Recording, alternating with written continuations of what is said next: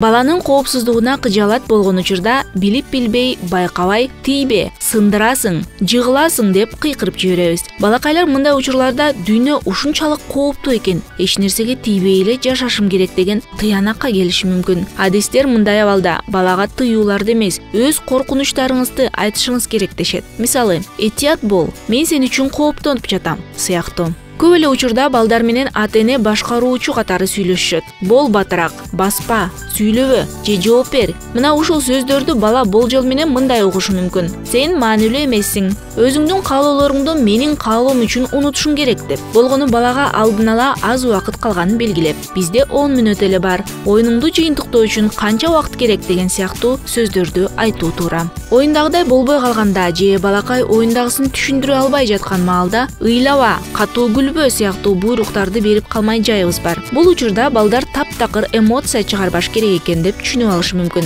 Сезимдери жок, кайдыгер адамды тарбиялап албаш үчүн эмне себептен бала ызы-чуу салып жатканын билип алуу абзел. Балким бала абдан чарчап тургандыр, же болбосо бир нерседен коркуп кеткендер. Карачы, башкалар сонун окушат экен деген суктануу эле, демек мен башкалардан алда канча артта экенмин деген ойду жаратат. Ата-эненин милдети каталар менен биз үйрөнүп жатабыз. Ката коркунучтуу эмес, бардыгы эле ката кетирет деп айтып коюу.